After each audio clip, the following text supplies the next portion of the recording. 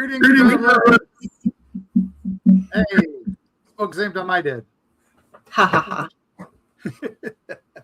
How is everybody today? How are you, Carrie? In the other room? Yes, I'm so far from you. I know, it's crazy. It's like you're miles and miles away. My day's been so exciting. I got a This is our haircut. first live. What? Well, you asked how I was. Okay. Well, this is our first live of 2026. Yes, and indeed. wow. We just got back from the Wasteland weekend, Wasteland Jamboree Yes. in Flatwoods, Sutton area of West Virginia. An unofficial Fallout Fan Fest. Unofficial Fallout Fan Fest. I can't say Fallout. But I mean, man, they really went all in on that for being unofficial. Yeah, I mean, there was power armor suits, NCR, there was the Enclave, there was and there were bottle caps. Oh my gosh, so many people swapping bottle caps. Yeah, I had no idea what to expect. I mean, we had a little idea. We'd seen their videos of their one in Vegas. Mm-hmm. And that was pretty epic. So we kind of knew what we were getting into, but it was something else. So, Carrie, tell them a little bit about the drive up. It was long. This is why Carrie's on the show so much, gang. Yeah, this is why Erica's usually co-host. Yeah, Erica's on her way to Indie PopCon. Yes, go see her there if you're near Indianapolis. It's at the convention center there. Yeah, so we're right downtown. We did that one a couple years ago, and we just schedules didn't align. We're actually going to be in an event in Knoxville tomorrow. This week. Tomorrow, yeah, that's at the Highwire Brewery in Knoxville. Yeah, it's an evening event. Yeah, Cryptid Dark Market. Yes. So, hey, we love our cryptids. We love our dark markets. So. Yeah, we're excited. So, hey, hi, Jenny. I know who that is. Hi, Alan. Good to see you. Oh my gosh, this is our first live of the year because we needed to do one. We haven't been doing it for a while. I'm finally feeling up to doing a few of these here and there. So the meds are getting better for those of you who need to know. But we were just going to talk about our trip. We drove up on Thursday. Because did we drive up Friday? We drove up Friday. We drove up Friday. We got up early. Set up Friday night. Now we didn't want to do too much on the way up because we've already done 95% of the stuff we needed to do in West Virginia. We'd already hit the Mothman Museum. We've already hit Trans-Allegheny Lunatic Asylum. We've already hit the Flatwoods locations. Not that those aren't fun to hit again, but yeah, they did some fun stuff. Like here, let me show you real quick. I have an image that this was from the Trans-Allegheny. Hold on. Yeah, they set up because in the game. Oh, look at you showing pictures. Yeah, Trans-Allegheny is the Fort Defiance in the Fallout game. In Fallout 76, it's the fort for the Brotherhood of Steel. So the Brotherhood of Steel actually did some event there the night before, and they did it Sunday after, where they invaded the Trans-Allegheny Lunatic Asylum and made it Fort Defiance. What a great thing. They had special bottle caps. Of course, all these businesses did special bottle caps. But look at some of that cosplay. Man, that power armor, watching those walk around was pretty crazy. All right, seeing those in life was wild. But yeah, we love that Trans-Allegheny did that. They are epic. If you haven't been, it's in Weston, West Virginia, which is about 30 minutes north of where we were in Flatwoods. And a lot of the hotels were there because there's only one hotel in Sutton, and that's a Days Inn, and it was booked a year ago. The minute they announced this, it got booked. Oh yeah, we were not sleeping in Sutton. I can tell you that. They had campground. It was at the KOA, which is right behind the Days Inn. The Days Inn was like the convention center area, and it had voiceover artists and a couple of the guys from the TV show. One of them came down to our booth, and I didn't even recognize him. And I wouldn't have known. That's your job. You're supposed to know these things. I know. But down the hill was the area where the vendors were. We were vendor alley. And then there was another that was the, hi, Rick. Good to see you. Hi, thanks for coming by. Yeah, we did the vendors alley was down by us. And then right next to us was the food truck alley, which was amazing. So we were right situated between the barbecue and the kettle corn. And depending which way the wind blew, we were hungry all week.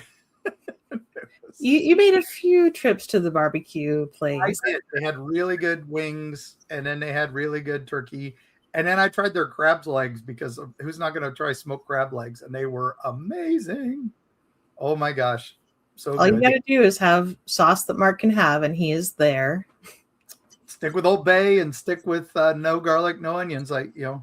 That's why our friend Rick knows no alliums. But then back at the hotel, they were doing, they did the cosplay contest, stuff like that. But there was this big amphitheater down by us. They did some of the events down there, including they had music going. They had like some rock bands. They had some country bands. It was amazing. But behind the amphitheater was the immersion zone. And that's where the cosplayers got. And they also made like camps and tents. And they had this area, which I liked. It was called the Cryptid Cafe. Inside was a bunch of different animatrons and stuffed animals of the various cryptids from Fallout 76. And I can't get my phone to bring up the images. So, but I will try.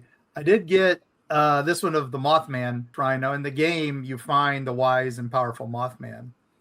And in this one, as you see, people had made the little area for him to be worshipped. Mothman got a lot of bottle caps. I think he got more than we did. He definitely did. So should we jump right into bottle caps?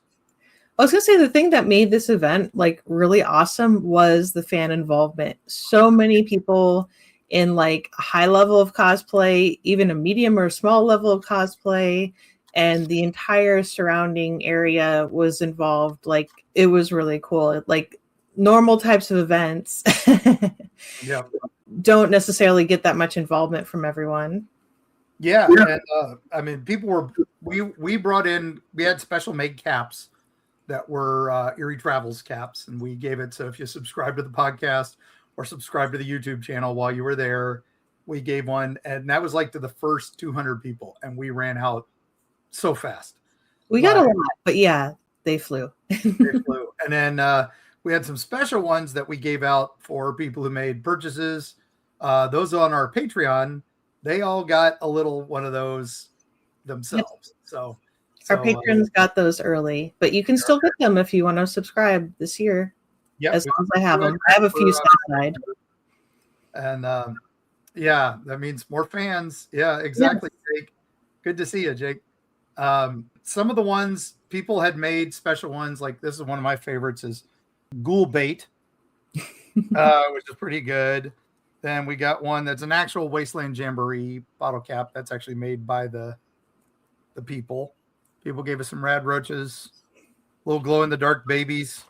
I mean, there's some great. A lot of them were just regular bottle caps, like Tom Collins and stuff like that. Did you find the custard stand one? I love the custard. I'm digging. Oh my gosh, we got so many. Listen to them all. We got one from Vault Boy as a cosplayer. We did not get the Walmart one, but that was kind of coveted. I did get a Nuka Victory one. Ooh. Victory one. These were fun. One of the kids came by and he actually had the cap from Fallout 76. He had made a few of those. The Flying 304, this was a hand-painted one. Yeah, there's a fair number of hand-painted ones going around. Yeah, there were a lot of those. Dogwood Defense, which is a gun shop. But this is one of my favorites. Waffle House. That's one of the first ones we got. I remember getting that one. Yep, and this is a nice painted map of Sutton. That's awesome. This is the atomic bomb. So very cute. And then Power Armor 2027. That's next year's event. Not the same company, not the same thing. This is going to be in Point Pleasant in August of next year, right? Like a month before. Isn't that right? I think it was like August. You have the flyer. I thought the flyer was with that stuff. I don't remember. Here it is. April 24th and 25th next year. They've already locked it in for Point Pleasant, so that'll be a Mothman area. Spring. They said that it's going to be in downtown Point Pleasant, kind of the way Mothman is. My sister would love the Waffle House caps, and she's worked there. We love our Waffle House. Years. Did she graduate from their training dojo? What level Waffle House belt is she? I know they have to. That one can flip the chairs and stuff. That's pretty epic. Chair flipping food. This is from one of the haunted houses there. Ooh, made a little bottle cap for us. Nerds of the Galaxy, great podcast, teamed up with us for that. Oh, she is a trainer, he said. Oh my gosh. So excellent. That means she's a black belt. I might need some lessons. Yeah.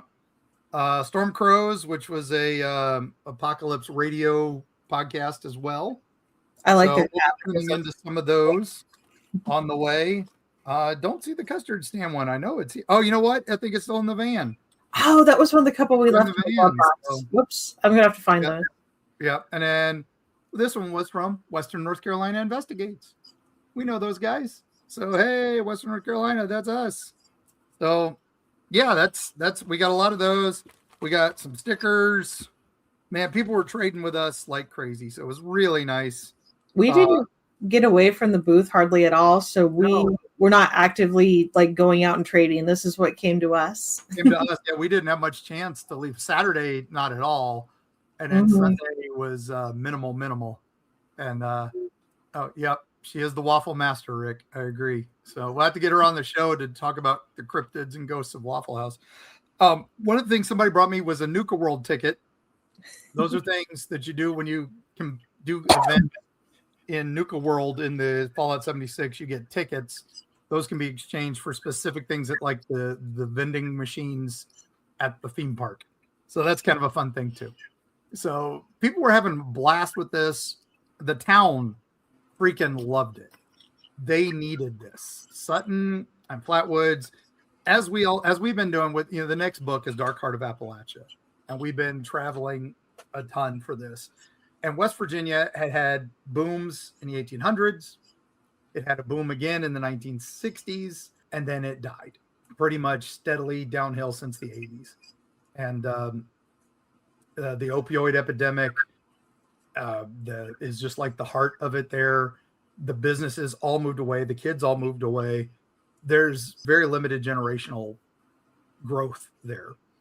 And just now people are starting to move back into the mountains, realizing how pretty it is and how peaceful it is. And some businesses are coming back, but some of these little towns like Sutton, they're trying to revitalize and they don't have a lot of fresh tourist income. So an event like this, boom, blew them up. Just like how Point Pleasant has revitalized over the last 10 years because of Mothman. Sutton's now revitalizing thanks to Flatwood. So we're hoping that this will be an ongoing thing, like they'll do this yearly. That is the hope. They haven't confirmed yet, but oh my gosh. Everyone in the Facebook group is calling for when is it going to be next year? Let's do it again. Yeah, there was so many local businesses that made special caps. The custard stand that we fell in love with, they had if you bought 2 chili dogs from them, you got a bottle cap. And I did that twice. Over 2 days. The Walmart had bottle caps. The fire station had bottle caps. The police had bottle caps to hand out if you asked them the right questions and stuff. Green Bank Observatory was there on Saturday. One of my favorite places in the world is the Green Bank Observatory, deep in the heart of West Virginia. It's a dark sky zone. You cannot use your radio. You have limited cell phone use. You can't have your lights on after like 8:00 at night because the radio towers are looking deep space and they can't have any interference. It's a pretty amazing place. And they were there. They had brought up a bunch of their stuff from their basement, they said, just to make a quick display. It was an experiment, but they loved it.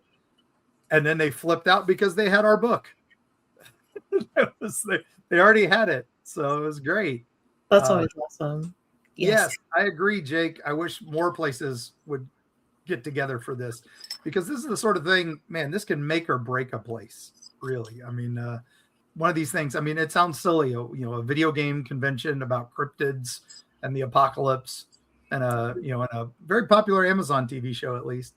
Oh, we tried to explain this to my mom, and I don't think there was any her getting it, but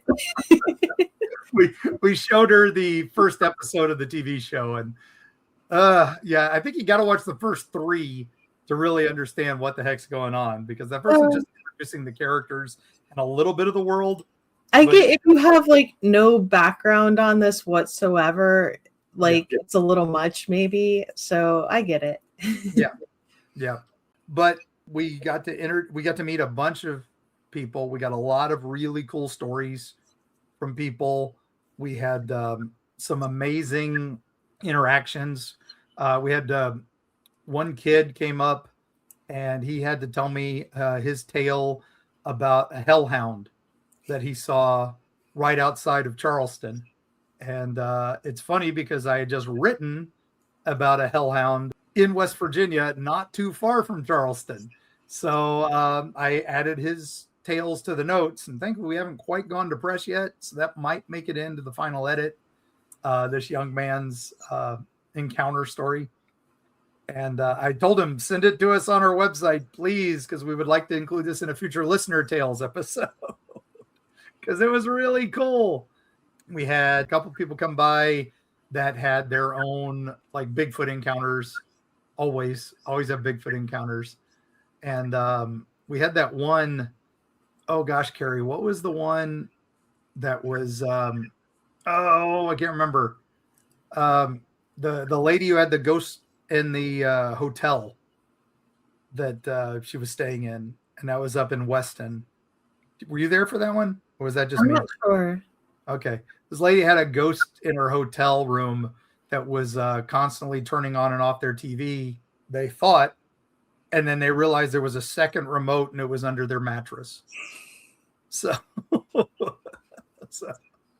yeah, it was pretty funny. Here's another fun video of the Wasteland. This is a character from Fallout 4. She looked really good. Yeah, she did. She looked like your dead wife in Fallout 4, or it could be your dead husband. But man, look at that makeup. That is so crazy. She looked like she had just stepped out of the freezer. And she can move like that. It was pretty crazy. I don't know how she did it. I need to know the makeup effect on that, because that's pretty wild. And it was about that cold there part of the day. Yeah, in the mornings, it was pretty dang cool. The groups were there in force. This was my favorite. The NCR had come all the way from the Mojave Wasteland and had come here. So that's the New California Republic. They were just in the most recent season of Fallout, but I know them from New Vegas, the game. So these were the guys. Most of them came from the West Coast and came all the way over here for this. That's saying a lot. I mean, they had about 10,000 people. It was close to 10,000. They said finally. Oh, really? I thought it was 7 to 8. I thought it was 7 to 8, but that's how many tickets they sold. But then they said there were tons of people just coming around because they weren't allowed to buy tickets to get in. So there was a lot of stuff going on around town. So they estimated 10,000 people visited. General involvement. Yeah, around the Sutton area. Because the Flatwoods Museum even almost had like a mini event with tables and stuff too for all the people who visited. Yeah, the Mothman Museum had an event, even though they're an hour and a half away. Well, I know a lot of people took the time to visit Mothman on their way in or out. Yep. Jeff Wamsley, who runs the museum, said it was pretty epic. He had a lot of traffic this weekend. Not Mothman level, but pretty solid. He was very happy with it. So again, this was affecting everything all over West Virginia. One of my favorite places got super busy, and that is Hillbilly Hot Dogs. This is one of our favorite places. It's about half hour outside of Huntington and a half hour from Point Pleasant. So right in the middle there. And if you follow that West Virginia-Ohio border on the West Virginia side, you cannot miss Hillbilly Hot Dogs. It is got the strangest decor that I can ever say. It looks like a bunch of school buses and shacks hammered together, and that's really what it is. It's it's as much for the experience and decor as the food. Yeah, the hot dogs are okay, but the ambiance makes up for it. So, yeah, you eat in a school bus that's been hollowed out. So, this will be one of Erica's eats. It may be Mark's eats in the new book, just because we love hillbilly hot dogs. So, it is a must stop any trip to West Virginia. We got to get hillbilly hot dogs and a pepperoni roll.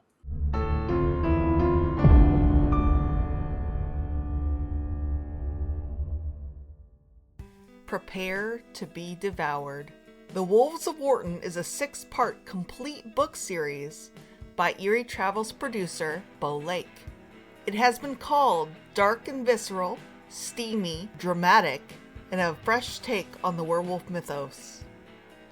If you like action, adventure, a large serving of body horror, and some steamy relations, the Wolves of Wharton series is for you. Pick it up wherever books are sold or at linktree.com/Bo__Lake.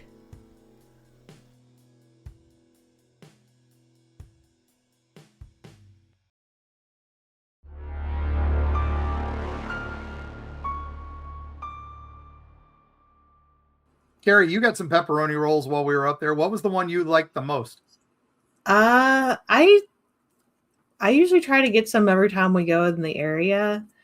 I definitely agree that like the gas station ones that are like the usual brands are not as good. I got one at the festival that was from like a local place, and that one was good. So you definitely like the more mom and pop bakery you get, the better it is. Well, what was the one at the event? There was one. It was like a mom and pop. Yeah, that's what I got. Oh, is that what you were talking about? Okay. Yeah. Right. Getting late. My brain's not the best. Mark's Munchies. I like that. I do like that. That's a good idea, Jake. Maybe that'll be the new name for it. So I wouldn't mind that. Now, a couple people went to Lake Shawnee, which is the abandoned theme park, southeast West Virginia, and say that 3 times fast. And you can't go there without a reservation. And they had so many people show up there, they had to have police come and chase people off, which is not what we want. But they didn't know about this event. So now that they know about it, next year they're planning on having a small event at Lake Shawnee. Well, that would be such a great place for a photo op. Like, and just for hanging out. They've had several fires recently, but they've rebuilt and they're doing much better, even though the park is fine. It was just some of the pavilions that they had made so that they could host paranormal gatherings and all that. This is an area that was an old theme park, like a 1930s theme park, but it was built on a pre-existing Native American burial ground, which some settlers built on top of. They were massacred by some of the Pawnee and the Shawnee, and then the Shawnee were retaliated against. So this place has got years and years of murder before it ever became a theme park. And then there were accidents in the theme park. I can't imagine a cursed theme park not, having some ghosts. It's pretty crazy. Yes, Bigfoot should serve the hot dogs. I agree. We'll have to talk to Jim Wynorski, who did his movie Bigfoot or Bust. He's doing Bigfoot burgers right now that should be out later this year. And we had him on for interviews a couple times. I would love for him to do Bigfoot hot dogs. I think we may pitch that to him. I'll put that on the note. Jim, pitch about hot dogs. Got it. Oh yeah, there's hillbilly hot dogs again. So yep, I'll pitch him. Let's see, Carrie. I think this was my favorite cosplay. Oh man, well, It was one day and then the next day. Like this person just went the extra mile. Yeah, it was an Assaultron that in the game they're really nasty robots, and then the hands spun. Yeah, like lit up.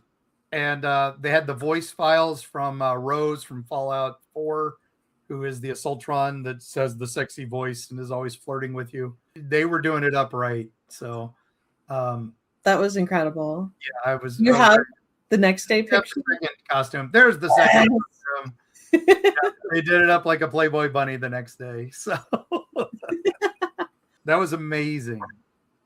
Hey, is that our booth back there? That is our booth on the right back there.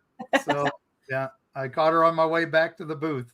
And look, somebody's actually buying a book back there. So that's good. Or some prints. That's where the art prints were. Oh my God. So what was our number one seller art print wise?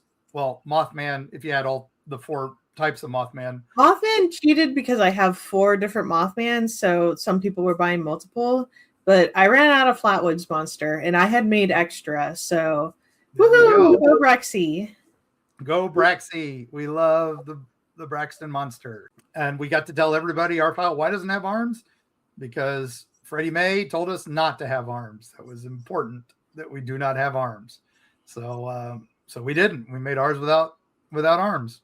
Ms. Fallout had a booth there. It was her first time doing a booth. If you haven't followed her in your Fallout, she does a lot of like short videos like I do in the mornings, but hers are all Fallout themed, and she's a prop maker. And so she always has something amazing. Her little booth there, I did one of my morning videos from on Saturday because it's just like walking into a Fallout experience there. It was a theme park quality there, theme park quality. Couldn't be more amazed by that. So, all right. Well, the event was great. Sunday was a little slow, but was fine. We were recuperating, and it gave everybody a chance to just kind of hang out and have a good time. It was just more spread out. I think some people were taking the time to go to other areas that day, and some people just couldn't stay for both days. So I totally get that. It was still a good day. Yeah, I was very happy with the traffic, and everybody was just so nice constantly. Oh yeah. But we packed up and then we headed home. But we made some stops on the way. Okay. I was gonna say, did you touch on how much charity stuff they did with the event? I forgot all about it. Yeah, this whole thing was for charity. This was that was one of the better parts of it. Was so much of it was for local charity, not just a charity, but specifically to help locally. So that was super cool. Split with the Flatwoods volunteer fire department, and then Braxton County. And then it was also shared. They were sharing it with the transitional housing.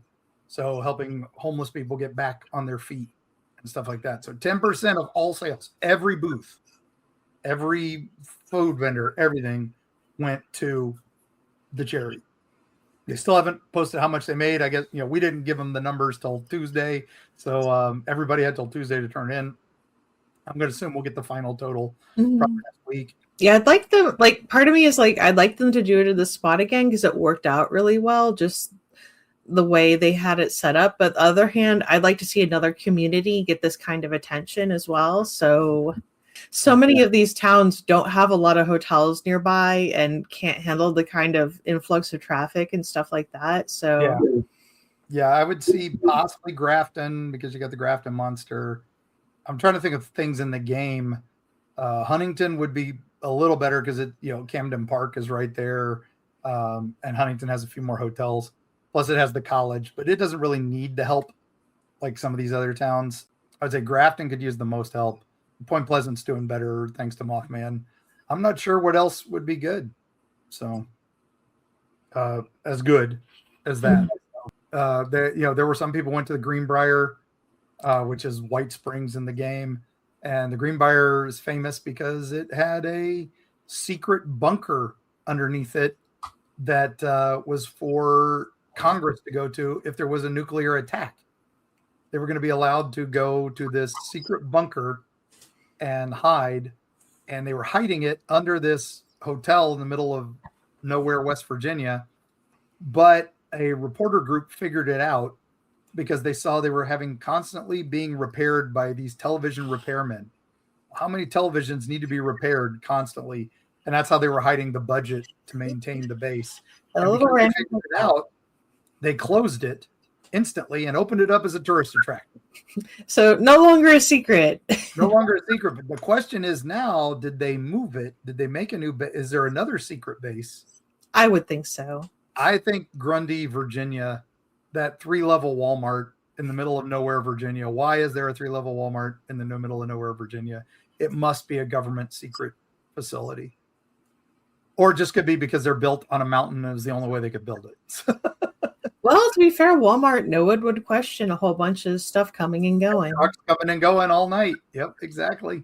So that's my theory. I'm putting that in the book. A little preview for you guys for the book. What we got, Jake?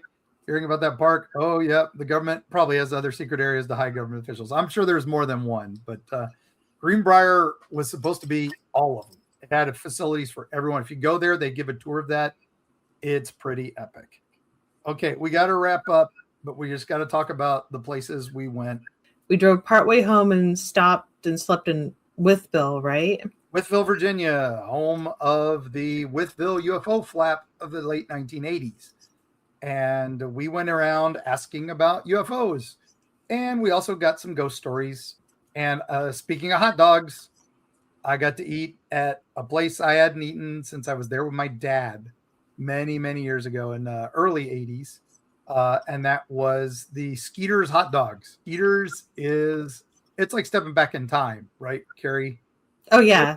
It was they like have the counter and the stools and yeah, it's a 40s, 50s diner. And the only thing different has a POS now. That's Square to pay your bill. But they hand wrote the notes, they hand wrote the letters, they brought it up. The chili dogs were fantastic. They're red hots. I had never seen, like, in real life, the pink hot dogs before. Yeah. I didn't know they still existed, or that was a whole thing. Yeah, no, that's the old classic red hots hot dogs. You get your red hots here. They're not spicy. That's what they're called So because they look just red. because they're pink, or And they look red casing and a pink middle. They taste more like bologna, I think. Yeah, it's a bit more bologna material. It's not, which isn't a bad thing. I mean, a hot dog still like a Nathan's or the Gwaltney chicken dogs that you like. So, hold on. Yep, here we go. Get the spicy chicken sausages or the pineapple ones. I agree with you, Jake. Wait, Red Hot pineapple hot dogs? Yep. Trust me, they're good. They're good. A Hawaiian flavor thing. But then we went to the Edith Bowling Wilson house, which is the old hotel there. Edith Wilson, Woodrow Wilson's second wife and first lady. She was born there in Withville. She was actually born in the building where Skeeter's Red Hots is. And they have Edith Wilson Museum, but it was closed that day, so we couldn't go in that day. But right across the street is the hotel. That is where she helped restore it and save it when it was going to be torn down. And it is beautiful. Very well done hotel. The ghost is on the 3rd floor if you want to find it. But we got to go up to the 4th floor. The manager was super nice. The manager was super nice. And he got to send us up to the roof, which is called the Perch. Mm-hmm. And that building gets you the whole view, the valley that Withville is in. And you can see all the church tops. You can see all the amazing historical sites there. What an incredible location.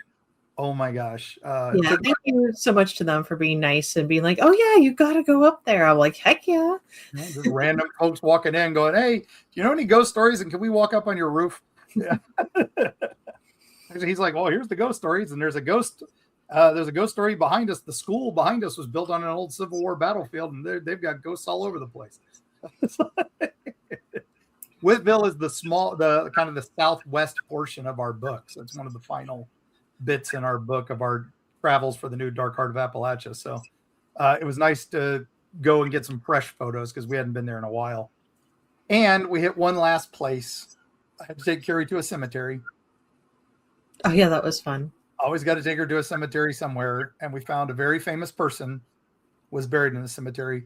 And he had offerings were laid out on his grave. He had 4 bottles. And it was not Nuka-Cola. And you had the wrong rank because you wanted to know if his army was there and his band. No, it was not Sergeant Pepper. It was Dr. Pepper. The man who Dr. Pepper was named after is buried there just outside of Withville in Rural Springs, Virginia. which apparently has a famous train depot. There were more signs for that train depot than anything else I've ever driven past. And it was closed. Of course. To be fair, that's not the biggest train depot I've seen, but okay. Yeah, that was pretty funny. But we drive up to that cemetery and there's like literally 4 Dr. Pepper bottles and 1 can. He didn't invent it. He was just who it was named after. So I know some people like to think, Pepsi is named because Pep it gave you from cocaine in it. Coca-Cola had cocaine in it. Well, they did, but Dr. Pepper didn't. And it was this guy, Dr. Pepper. And there we go. Wait, why was it named after him then? Because the guy who made the drink liked him. So okay, so they were just good friends. Okay. Yeah. And Mountain Dew was made just a little further north in Marion. So 2 of your favorite sodas right there. And I had to thank him for my current needs for Ozempic. Right? A dozen Dr. Peppers a day. I think, to be fair, Dr. Pepper is the least bad for you of the 2. More sugar, but it's pure cane sugar. So, all right. Well, that's it, gang. I don't think I can do much more, sadly. I'm hitting my operational profile limits for late night. The words are going into the scramble zone. Yep, I'm afraid so. I hope you all enjoyed it. We will try to do more of these. Erica hopefully won't be traveling when we're doing these again. She's the one who scheduled this one, which is funny. No, I think she doesn't travel that much, so I think I think we're just we're going to do for every other week or so. So Sally Gasper popped through to say goodbye. But thanks, you guys who joined us. Yep, and thank you who watched later. We appreciate it. Follow us at eerietravels.com or like, share, and subscribe if you can, or follow us on our Facebook. Yes, we will be at Smoky Mountain Bigfoot. Gatlinburger one, right? Yeah. Yep. Sadly, we missed Townsend. Erica was supposed to be at Townsend while we were at this, but she got sick and had to recover so she could do Indie PopCon.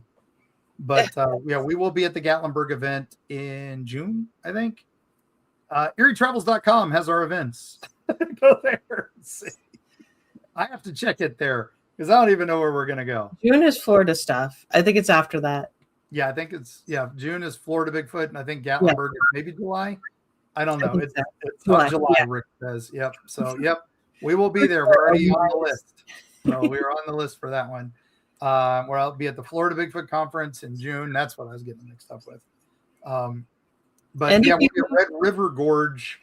Is that the end of the month? The 30th? That's in May 30th. Yeah, May 29th and 30th. Just the 30th. And we've even started getting stuff for 2027, gang. So I've just gotten confirmed for HauntCon in Orlando. Is that going to be a surprise? No, Mark can't keep it to himself. That's not a surprise. They've announced it on their Facebook page. That's true, but you had to know to look. Yeah, but it was HauntCon's been gone for like 3 years, and they're coming back, and then they're going to go right away because they're putting me on as a speaker. So you jinx things. I just jinxed it totally. Well, I know we've been wanting to do HauntCon for quite a while, and I think you really want to do Trans World, but HauntCon is like it's the minor league. And then, Trans World's the AAA team. So, Well, I think you are uniquely qualified to talk about both haunting and folklore and incorporating them. So hopefully a lot of people will get something out of that. That's my plan. I'm going to be teaching a class on how to incorporate folklore into your haunted attraction. So stop having Jason Voorhees at every freaking attraction and paying licensing fees to New Line, but you probably aren't. Because you're not, Art the Clown is great. But he doesn't need to be at every single haunted house. There's a local guy that'll scare him just as much. And that's what this is all about. And that's what we do with Eerie Travels. I'm sure if you tune up an episode about your hometown, you'll be able to find something you want. So, thank you all. Thanks, patrons, for keeping this show afloat. If you can get a chance, go to our Patreon and throw us a buck. Even a buck. Gets you in our Discord. It makes all the difference for us. And I don't know. If you're in Tennessee, come and see us tomorrow evening if you're in the area. Mm-hmm. Yep. And the market just looks cool in general. So Yeah, it looks like it's going to be fun. Cryptids and dark oddities, tarot, and all that. all the spooky witchy stuff. Yeah, our website has all the details. It's over in Knoxville tomorrow night, 6 to 9 or something. 5:30 to 7. 5:30 to 7. So I think, or was it 9? Maybe it was 9. I don't remember. there you go, Jake. Become your own cryptid. Yes. Strive to become your own cryptid. And Rick, thanks for watching. So we'll repackage this hopefully for an audio episode you guys can listen to for those that couldn't make it. And then when you hear us talking about all these great pictures, pull it up on YouTube and find it. So I don't know what we were talking about. That's it, gang. Stay safe in the wasteland. Keep your caps to yourself. Keep them close at your side. Always keep your gun reloaded. Maintain it with as many repair kits as you can. And watch out for cryptids. And we'll see you on the other side.